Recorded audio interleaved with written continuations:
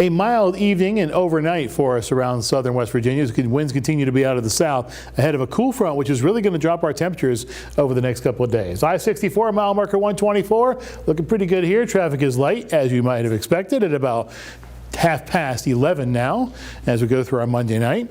As we get down to Bluefield, Route 460 and Route 52 looking pretty good here as well. Temperatures have dropped to 64 degrees now in the air-conditioned city, and the relative humidity is 72%, so it is kind of high as it continues to be driven up with winds out of the south at 8 miles per hour. Barometer sitting at 30.22. Tomorrow morning sunrise is at just before 7:30, so a pretty good morning to do anything you want to do outside before the rain begins to arrive later on.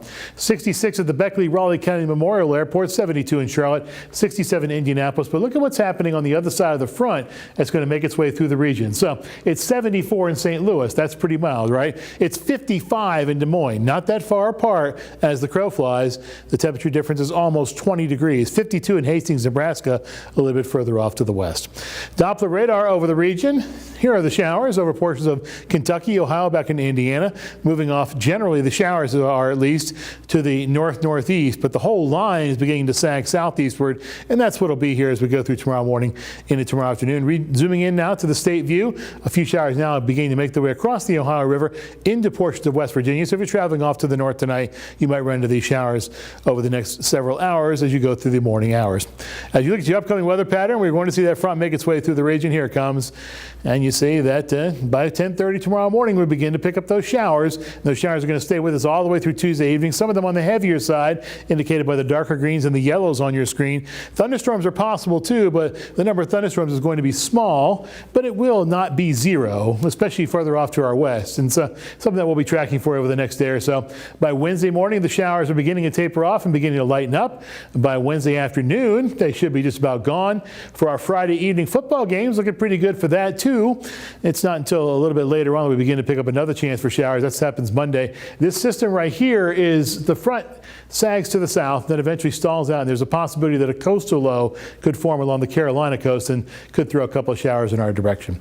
How much rain are we talking about over the next 48 hours according to the European model? More than an inch in some isolated spots, so that'd be pretty good news because it will help to alleviate the drought. As long as it doesn't fall too quickly where we get flooding issues, this is a good thing to see as we look at our precipitation possibilities over the next 48 hours. Highs tomorrow sitting in lower to middle 70s, 71 in Fayetteville and Oak Hill, 70 in Beckley, 71 in Bluefield. Temperatures are going to top out in the upper 60s and lower 70s before beginning to drop back just a shade as we begin to have the influence of that cold air make its way through the region.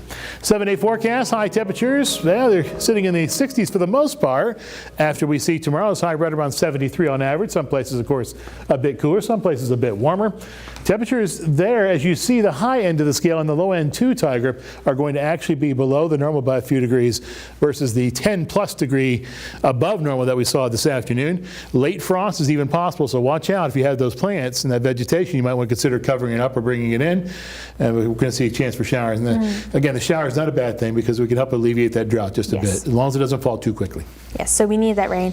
Now I'm just going to fast forward a little bit, seeing that overnight as 39 degrees. That's right. That's a little scary, a little bone chilling actually. Yeah, it is kind of bone chilling, isn't it? That's why I was talking about fireplaces maybe being fired up for the first time this year, and space heaters maybe being turned on for people who don't have central heat. That's why you want to be careful. You talked about that fire prevention week during the first segment of our newscast, and that's going to be very important. All right, yes, so double check everything. Make sure you guys don't do anything that you will regret later. Now we have more news, weather, and sports coming your way after the break, so don't go anywhere.